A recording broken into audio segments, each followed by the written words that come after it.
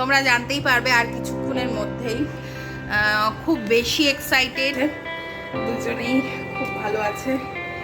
আর first 3 মান্থসটা সত্যি খুব খারাপ গেছিলো আমার, যে এই সময়টা কারোর ভালো কারোর খারাপ সব মিলে। Good morning friends, welcome back to my channel. আজকে হচ্ছে মঙ্গলবার আর এখন বাজে হচ্ছে 10:30। এখন থেকে আমি আমার ব্লগটা স্টার্ট করলাম। অভিজিৎ বেরিয়ে গেছে, অভিজিৎ বেরিয়েছে 10টার মধ্যে বেরিয়ে গেছে। আজকে ও লাঞ্চও নিয়ে যায়নি। আর সত্যি কথা বলতে আমি বললাম যে আজকে বাইরে খেয়ে নিও, মানে আমি একটু মেন্টালি আমি খুব মানে অন্যরকম রয়েছি। তোমরা জানতেই পারবে আর কিছুক্ষণের মধ্যেই, 1টার মধ্যে তোমরা জেনে যাবে। তো যাই হোক, রান্না বান্না কি করব এখন ঠিক করিনি। আমি ভাবছি আগে বাসনগুলো মেজে নিয়ে আগে ঘর পরিষ্কার করে নিই, তারপর রান্নাটা করব। কারণ বাসন কোসন না মাজা হলে অসুবিধা হবে। আজকে মঙ্গলবার তো বাসন কোসনগুলো মেজে নিই। তো যাই হোক, রান্না খাওয়া তো করতেই হবে, কেন রনও আছে। আমি একা থাকলে অসুবিধা হতো না, কিন্তু রনটা আছে তো রান্না খাওয়ার ব্যাপারটা সারতেই হবে। তো যাই হোক, চলো আস্তে ধীরে কাজ শুরু করি। কাজ করার একটু মুড নেই আজকে, পুরো অন্যরকম মুডে আছি আজকে। খুব এক্সাইটেড, খুব বেশি এক্সাইটেড, আর খুব বেশি টেনশানে অ্যাকচুয়ালি। জানি না মানে এখন মনে হচ্ছে কখন আমি খবরটা পাবো, কি খবর পাবো সবই জানতে পারবে। কোথা থেকে খবর পাবো সবটাই জানতে পারবে। তো দেখতে থাকো ব্লগটা, আবার পরে আসছি, এসে তোমাদের সাথে কথা বলছি। তো গাইজ, আমি আবার এসে বসে পড়েছি। বাসন ঠাসন মাজা হয়ে গেছে, ঘরটা পরিষ্কার করা হয়নি। অ্যাকচুয়ালি ঘর পরিষ্কার করার মুডটাই মানে এখন একটুখানি আমি খুব টেনশানে রয়েছি। আলটিমেটলি তোমাদেরকে বলার সময় চলেই এসেছে। যেই কারণে আমি কলকাতা যাচ্ছিলাম সবটাই শুধুমাত্র এই কারণটার জন্যই। এত তাড়াতাড়ি যাওয়ার কারণ হচ্ছে এটাই ছিল যে আমার বৌদি মা হতে চলেছে। আর আমি ইমোশনাল হয়ে যাচ্ছি বলতে গিয়ে। মা হতে চলেছে, ওকে ওটিতে ঢোকানো হয়েছে এখন, সেই জন্যে আমি ভীষণ টেনশানে। আর আশা করি যারা ভাই আছো, বোন আছো, সবাই বুঝবে এই ফিলিংসটা কেমন হয়। তো ঠিক আমারও সেরকম ফিলিংস হচ্ছে। যাই হোক, মিস করছি খুবই।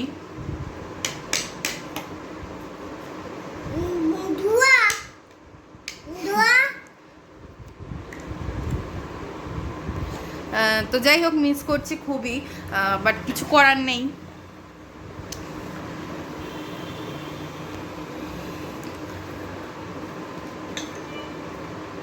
আশা করি সবাই বুঝতেই পারছো যে এটা কিরকম ফিলিংস। যারা ভাই বোন আছে বা যাদের ভাই বোন আছে তারা এই ব্যাপারটা বুঝতে পারবে।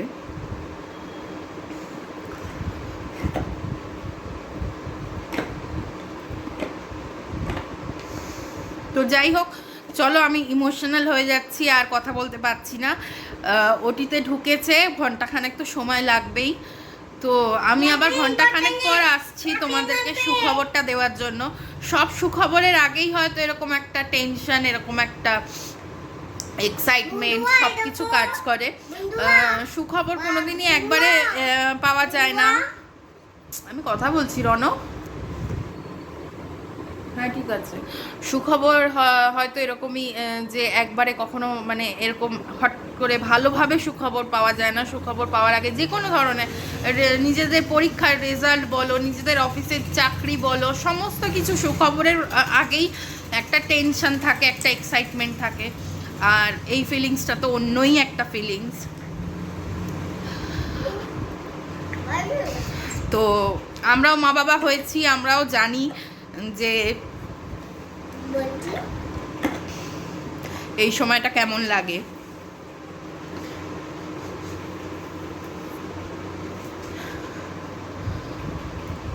তো যাই হোক, পাশে থাকতে পারলে অনেকটাই ভালো লাগতো।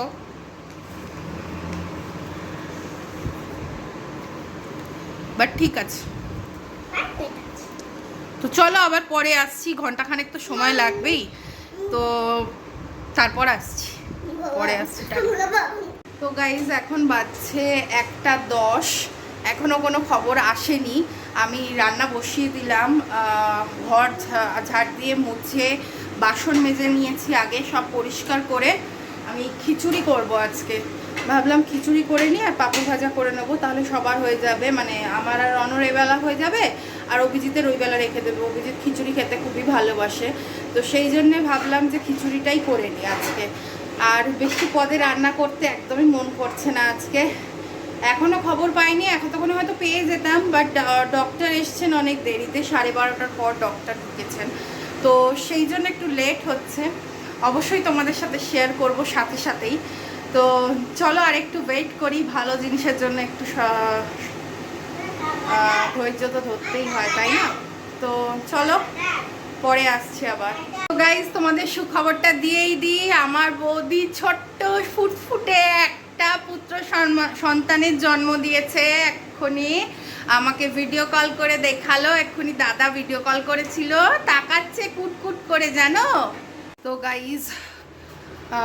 আমার রান্না মোটামুটি ডান হয়ে গেছে, এবার খিচুড়িটা ফুটলেই হয়ে যাবে। আর হচ্ছে গিয়ে ওই দিকের খবর নিলাম, মা বাচ্চা দুজনেই সুস্থ আছে, দুজনেই খুব ভালো আছে। আর বেবিটা কুটুর কুটুর করে দেখছে, জানো, আমাকে ভিডিও কল করেছে দাদা দেখানোর জন্য। তো আমি কথা বলছি আর ও আমাকে দেখছে টুকটুক করে, চোখগুলো খুলে এদিক ওদিক করে দেখছে সমানে, খালি এদিক দেখছে ওদিক দেখছে, কত জিনিস দেখতে পাচ্ছে এখন। ও ভাবছে যে কোথায় ছিলাম আর কোথায় এসেছি, কত মানুষ, কতজন, কত আলো, ও এই যে কি এক জিনিস। তো যাই হোক, আমি তো ভীষণ হ্যাপি, আমি পিসি হয়ে গেলাম, খুব খুব হ্যাপি, মানে এই হ্যাপিনেসটা বলে বোঝানো যাবে না। তো এই হলো ব্যাপার। নিজের যখন ছেলে হয়েছিল তখন ঠিক এরকমই ফিলিংস আসছিল, এখনও সেম ফিলিংসটাই আসছে। তো যাই হোক, প্রতিটা দিন মনে পড়ে যাচ্ছে আমার সিচুয়েশানের। 2021-এ যখন রণ হয়েছিল তখন কোভিডের টাইম ছিল। আমার প্রেগনেন্সি জার্নিটা খুব একটা মানে ইজি ছিল না, অনেকটাই টাফ ছিল, অনেক কিছু সিচুয়েশনের মধ্যে দিয়ে আমি ক্রস করেছিলাম। ফার্স্ট 3 মান্থস তো খুবই খারাপ গেছিলো, তারপর আমি মায়ের কাছে ছিলাম, পুরো প্রেগনেন্সি জার্নিটাই আমি আমার মায়ের কাছে ছিলাম। অভিজিতের সাপোর্ট অবভিয়াসলি ছিল, অনেকটাই সাপোর্ট ছিল, মা দাদা অভিজিৎ খুব, মানে সেই সময়টা অনেকটাই সাপোর্ট করেছে সব ব্যাপারে। তবে ফার্স্ট 3 মান্থস আমি খুব কষ্ট পেয়েছি, খুব কষ্ট পেয়েছিলাম আর কি। এই তো মা হওয়াটা সত্যি ভাগ্যের ব্যাপার। তো মা বাবা দুজনেই, অবভিয়াসলি বাবাও, শুধু মা নয়, মা বাবা দুজনে হওয়াটাই খুব ভাগ্যের ব্যাপার।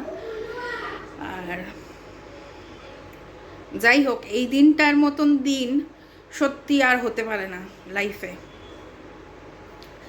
মা বাবা হওয়ার দিনটা মানে সবার জন্য অনেক অনেক অনেকটাই অন্যরকম।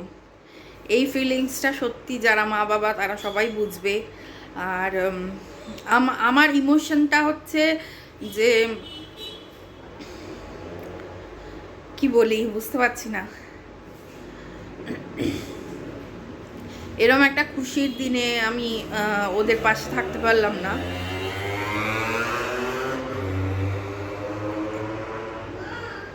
হ্যাঁ আসছি, মিনমা নয় বাবা, দাঁড়াও। তো যাই হোক, রণ স্নান করছে, অনেকটাই বেলা হয়ে গেছে আজকে সব কিছু এইসব করতে করতে, মানে আর সত্যি কথা আর আমার শরীরটাও খুব একটা ভালো নেই। ভালো নেই বলতে সকাল থেকে মাথায় আবার ওরকম হচ্ছে, মাথাটা কেমন ভার হয়ে রয়েছে, মাথার মধ্যে একটা অদ্ভুত সেন্সেশন হচ্ছে। তো সেই জন্যে আমাদের পাশে ফ্ল্যাটে একজন থাকেন, ওনাদের সাথে আমাদের বেশ ভালোই আলাপ আছে, কথাবার্তা হয়। তো আমি সকালে ফোন করে বলেছিলাম যে প্রেশার চেক করার মেশিন আছে কিনা ওদের কাছে। তো যাই হোক নিয়ে এসেছিলাম, মানে নিয়ে আসিনি অ্যাকচুয়ালি, আমি বলেছিলাম ফোন করে। তো তারপরে আর এইসবের মাঝখানে আমি ভাবলাম ঠিক আছে পরেই যাব, দিয়ে আর যাওয়া হয়নি। তো মানে উনি দাদা এসেই আমাকে নিজে থেকেই এসে দিয়ে গেলেন। তো প্রেশারটা চেক করলাম, ওপরেরটা অনেকটাই লো, 120 নর্মাল, সেখানে আমার 100-101 আসছে। আর নিচেরটা ঠিক আছে, নিচেরটা 80 নর্মাল, 82 মতন আসছে। তো শরীরটা ওই জন্য একদমই ঠিক লাগছে না। তাও সব কিছু তো করতেই হবে বলো। রনকে স্নান করতে দিয়ে এসেছি, ও আসলে ওকে খাওয়াই, তারপর আমি একটু স্নান টান করে খেয়ে দিয়ে একটু রেস্ট করব। তো যাই হোক, চলো আবার পরে আসছি। তো গাইজ, আমার খাওয়া দাওয়া কমপ্লিট হয়ে গেছে, খিচুড়ি খেলাম আর পাঁপড় ভাজা। তো এই হলো ব্যাপার স্যাপার। যাই হোক, আজকে তো ভীষণ হ্যাপি, খুব খুব খুব খুশি লাগছে, মানে বলে বোঝাতে পারবো না। যাই হোক, আমার বৌদিকে বেডেও দিয়ে দিয়েছে, বৌদি ভালোই আছে, কথা হয়েছে বৌদির সাথে। আর বেবি তো ভালো আছে আপাতত। সবাই প্রে করো যেন আমার কুচকুটা ভালো থাকে, সুস্থ থাকে, সবাই এইটাই প্রে করো একটু, আর অনেক অনেক ভালোবাসা দিও। এই হলো ব্যাপার। আর এই তো আর কি।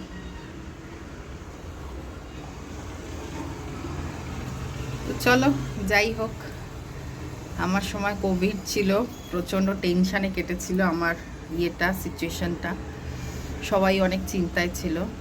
বাট এখন তো সেই জায়গাটা থেকে একটু মুক্তি পাওয়া গেছে, বাট তবুও ভয় তো লাগেই সব দিকে। এই হলো ব্যাপার। আমার যখন রণ হয়েছিল তখন সেকেন্ড ওয়েভ চলছিল কোভিডের, আর ও হয়েছিল সেপ্টেম্বর মাসে। আর আমাদের কোভিড হয়েছিল, আমাদের কোভিড 3 জনেরই কোভিড হয়েছিল, সেটা জানুয়ারি মাসে, যখন ও 3 মাসের কমপ্লিট হয়ে গেছে। 3 মাসই তো হচ্ছে, হ্যাঁ 3 মাস কমপ্লিট হয়ে গিয়ে মানে 4 মাসে পড়েছিল, তখন আমাদের 3 জনেরই কোভিড হয়েছিল। বাবা, সে এক সিচুয়েশন গেছিল, বাবা রে বাবা। প্রথম থেকেই আমাদের খুব এইসব কোভিড নিয়ে খুব চিন্তায় ছিলাম, মানে সেই মাস্ক পরে পরে সব যেতে হচ্ছিল হসপিটালে চেক আপের সময়, বলো দুটো করে মাস্ক পরতাম। মানে সব থেকে কেমন এখন মনে হচ্ছে বলো তো, মানে যে এই সিচুয়েশনটা দেখছি, আর যেহেতু সব থেকে বেশি মানে মনে হচ্ছে because same doctor, same hospital, সব কিছুই সেম। তো সেই হিসেবে নিজের দিনগুলোর কথা বেশি বেশি করে মনে পড়ছে, সমস্ত কিছুই সেম। আর সত্যি ডক্টর মানে আমরা এত ভালো পেয়েছি, মানে ভগবান ছিল যেন মনে হয় আমাদের এখন। আর সেই জন্য আমরাও দাদাদেরকে সাজেস্ট করেছিলাম যে এই ডক্টরের কাছেই যেতে। তো যাই হোক, এই ডক্টরের কাছেই ওরা গেছিল, তো ওই ডক্টরের আন্ডারেই হয়েছে। আমরা দেখিয়েছিলাম হচ্ছে, তোমাদেরকে বলে দিচ্ছি, ভাগীরথী নেওটিয়া পার্ক স্ট্রিটে যেটা আছে সেইটাতে, আর হচ্ছে গিয়ে ক্যামাক স্ট্রিটে, অ্যাকচুয়ালি ওটা পার্ক স্ট্রিট নয়, ক্যামাক স্ট্রিটে। আর হচ্ছে ডক্টরের নাম হচ্ছে ডক্টর সমীর কুমার রয়, খুব ভালো ডক্টর। তো তোমরা চাইলে তোমরাও দেখাতে পারো, খুব ভালো ডক্টর। মানে এত সব থেকে বেশি মানে হচ্ছে, সব থেকে বড় কথা হচ্ছে কোনো রকম, মানে এক একজন ডক্টর আছেন যারা মানে একটু ভয় দেখিয়ে দেন, বা খুব কেয়ারফুলি থাকতে বলেন, বা মানে আমাদের ডক্টরটা এরকম ছিল যে ঠিক আছে, সব নর্মাল, কোনো অসুবিধা নেই, একদম সব কিছু নর্মালি করবে। কোনো রকম মানে কিছু যদি আমি বলতাম যে ডক্টর এরকম হচ্ছে, তাতে কি হয়েছে, ওর কি, আপনার কি কোনো অসুবিধা আছে? ইনফ্যাক্ট আমার বৌদির সময়তেও, মানে বৌদির লাস্টের দিকে একটু প্রবলেম হচ্ছিল, একটু ব্রিদিং ইস্যু হচ্ছিল, তারপর যাই হোক ও টেনশন করছিল। তো ডক্টরকে বলার পর ডক্টর বলছিল যে তাতে কি হয়েছে, বেবির তো আপনি সুস্থ আছেন, কোনো অসুবিধা হবে না, হোক না, তাতে কি হয়েছে, আপনার কি অসুবিধা হচ্ছে, মানে এই রকম আর কি। তো সব ব্যাপারেই খুব ক্যাজুয়াল। তো এই জিনিসটা না অনেকটাই ম্যাটার করে একটা মানে প্রেগনেন্সির সময় বলো, বা যে কোনো ক্ষেত্রেই ডক্টরের বিহেভিয়ারটা খুব বেশি ম্যাটার করে। আশা করি সবাই বুঝবে ব্যাপারটা, যে মানে কোনো অসুস্থ মানুষের জন্য এই যে এই সাপোর্টটা, মানে ঠিক আছে কোনো ব্যাপার না, খুব ক্যাজুয়াল, সব কিছুই নর্মাল, এই জিনিসটা ডক্টরের মুখ থেকে শুনলে না অনেকটা শান্তি পাওয়া যায়। এই হচ্ছে ব্যাপার। তো যাই হোক, এই হলো ব্যাপার। তো সেই জন্যে আমার ওই দিনগুলোর কথা খুব বেশি করে মনে পড়ছে, যে যখন আমার এই সিচুয়েশনটা হয়েছিল। যাই হোক, তো আর কি বলি, ফার্স্ট 3 মান্থসটা সত্যি খুব খারাপ গেছিলো আমার। তখন চাকরি করতাম, তো সিচুয়েশনটা মানে শরীরটা একদমই দিত না, শরীর একদম মানে আমি কাজ মানে অফিসে গিয়ে ঠিক করে পারফর্ম করতে পারছিলাম না। তো সেই জন্য সেই সময় আমাকে ওনারা বলেছিলেন যে তুমি এখন বরঞ্চ লিভে চলে যাও, মানে ডাইরেক্ট তো ওরকমভাবে বলে না মানুষ, তো লিভে চলে যাও, পরে যখন তুমি তোমার সব কিছু হয়ে যাবে, সুস্থ হবে, তখন তুমি আবার করে জয়েন করো। তো তখন বুঝেছিলাম যে না, হয়তো আমি পারছি না। তো যাই হোক, সেই সময়টা খুব খারাপ গেছিলো, খুব খারাপ মানে খুব খারাপ। ফার্স্ট 3 মান্থস আমার খুব খারাপ গেছিলো। তারপরে তো আমি মার কাছে চলে আসি, মার কাছেই ছিলাম পুরো প্রেগনেন্সি জার্নিটা, আমার মায়ের কাছেই ছিলাম। আর অভিজিৎ যাওয়া আসা তো করতোই অবভিয়াসলি। তো এই হলো ব্যাপার স্যাপার। তো যাই হোক, আর কি বলি, সব মায়েরাই বোঝে যে এই সময়টা কারোর ভালো কারোর খারাপ সব মিলিয়ে মিশেই যায়। তো আমারও তাই। যাই হোক, চলো একটুখানি রেস্ট করে নিই, করে তারপর বিকেলবেলায় আবার আসছি। গুড ইভিনিং গাইজ, এখন বাজছে সন্ধে 8টা। আর আমার তো অনেকক্ষণ আগেই রনকে খাওয়ানো দাওয়ানো কমপ্লিট হয়ে গেছে, আর অভিজিৎও চলে এসেছে। তো এখন করছি কফি। আমি কফি করে খেয়ে নিয়েছি, সেটা তোমাদের সাথে শেয়ার করিনি। এখন করছি অভিজিতের জন্য কফি। এই হলো কফি, আর এই হলো জল। তো কফি তো রেডি, ওকে দিয়ে দেবো কফিটা।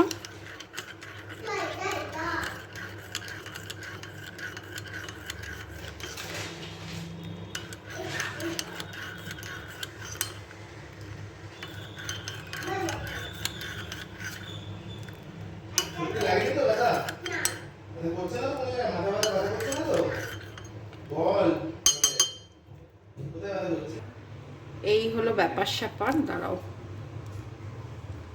এই হলো ব্যাপার স্যাপার। নাও কফি নাও।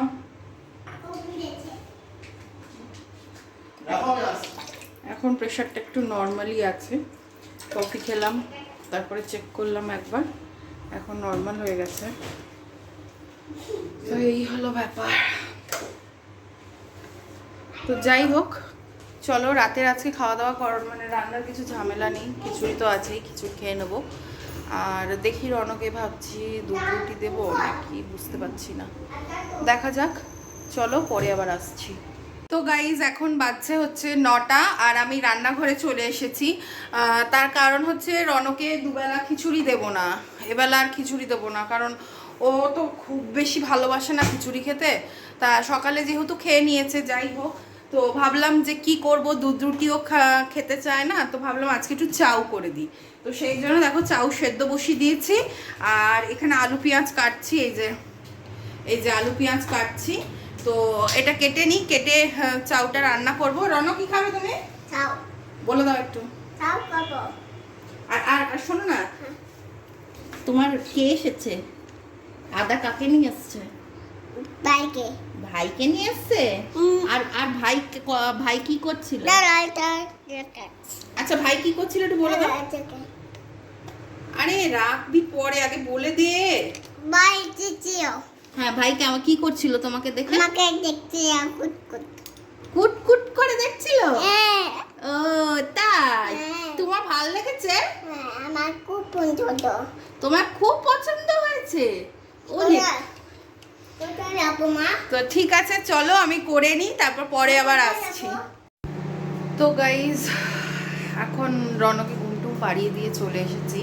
এবার খাবার গরম করতে দিয়েছি, খিচুড়িটা গরম করতে দিয়েছি। চলো খেয়ে দিয়ে নিই, অনেক রাত্রি হয়ে গেল। তো আজকের ভিডিওটা এখানেই শেষ করছি। সবাই খুব ভালো থেকো, সুস্থ থেকো। আর হ্যাঁ, যদি আমার ভিডিওটা ভালো লাগে তোমাদের, তাহলে প্লিজ একটু লাইক করে দিও আর আমার চ্যানেলটাকে একটু সাবস্ক্রাইব করে দিও। তো চলো আজকের মতন টাটা, গুড নাইট। কালকে আবার দেখা হচ্ছে নতুন একটি ব্লগ নিয়ে। টাটা।